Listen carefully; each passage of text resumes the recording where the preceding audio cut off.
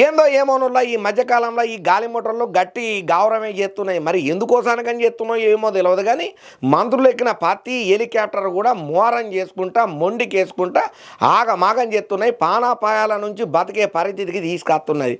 ఎందుకనంటే మొన్నట్లా మనం చూసినాం తెలంగాణ మంత్రులు వేరే పని మీద పోయినప్పుడు కూడా గిసోంటి హెలికాప్టరు చిన్న త్రుటిల ప్రమాదంలోకించి బయటపడ్డారు. మళ్ళీ ఇప్పుడు స్వయంగా ప్రజెంట్గా ఉన్నటువంటి ఉత్తమ్ కుమార్ రెడ్డి సార్కు ఇంకా కొంతమంది మంత్రులకైతే చాలా పెద్ద ప్రమాదంలోకించి బయటపడ్డారు. మరి ఏమిటి కోసానికి బయటపడ్డారు, ఏ సభకు పోతుంటాయిందో పురాగా వార్త చూడాలి కదా, చూద్దాం పాండ్రి. ఇక నిజామాబాద్లో నిర్వహణ చేస్తున్నటువంటి రైతు మహోత్సవ ఏడుకల్లా ఆపసుతే చోటు చేసుకున్నదయ్యా. ఈ కార్యక్రమానికి మంత్రులు Tummala Nageswara Rao sir, Jupally Krishna Rao sir, Uttam Kumar Reddy sir హాజరు పడతారన్నట్టు హెలికాప్టర్ల అధికారులకు అప్పటికే సమాచారం ఉన్నది.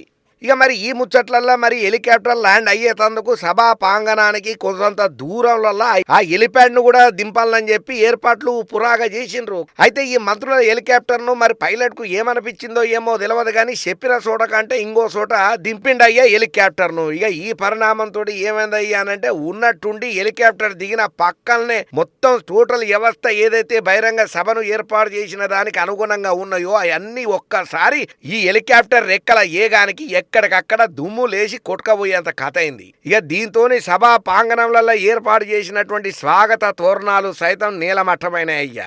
జనమంతా భయంతో ఎక్కడికక్కడ ఉరుకులు పరుగులు తీసే పరిస్థితి ఏర్పడ్డది. ఇంకంతనే కాదు, ఇలా ప్రయాణం చేసినటువంటి మంత్రులకు పెద్ద ప్రమాదం తప్పిందని చెప్పాలి. పంట ఉత్పత్తులను ప్రదర్శించేందుకు ఏర్పాటు చేసినటువంటి 150 స్టాళ్లల్లో కొన్ని చిందర వందరగా పడిపోయినాయ్యా. సభ కోసం బందోబస్తుకు వచ్చిన పోలీసులకు కూడా చిన్న చిన్న దెబ్బలు కూడా అయినాయట. అయితే ఈ మధ్య కాలంలో మంత్రి పొంగులేటి శ్రీనివాసరెడ్డి సార్కు పెను ప్రమాదం తప్పిందన్న సంగతి మనం అందరం తెలుసుకున్నాం. ఇక అట్టనే భూభారతి చట్టం 2025 అవగాహన సదస్సులలో పాల్గొనేందుకు నాగర్ కర్నూలు జిల్లాకు మంత్రి Ponguleti sir, MP Mallu Ravi sir, Sampath Kumar sir హెలికాప్టర్లో పోయింటారు కదా. కలెక్టరేట్ ప్రాంగణంలో ల్యాండింగ్ చేస్తున్న క్రమంలల్లా ఇక సిగ్నల్ కోసం అని చెప్పి బుల్లెట్ ఫైర్ చేసుడితోటి అనుకోకుండా కింద ఉన్నటువంటి గడ్డి మీద మంటలు ఏర్పడ్డాయి. ఇక దీంతో పెద్ద రసభాసగా అయ్యి పెద్ద ప్రమాదమే తప్పింది. ఇక జప్పున దేరుకున్నటువంటి పోలీసులు ఫైర్ సిబ్బందిని అప్రమత్తం చేసి మంటలను ఆర్పేతందుకు ఎంబట ఇన్ఫర్మేషన్ ఎక్కడికక్కడ పాస్ చేసుడితోటి పెద్ద ప్రమాదం తప్పింది.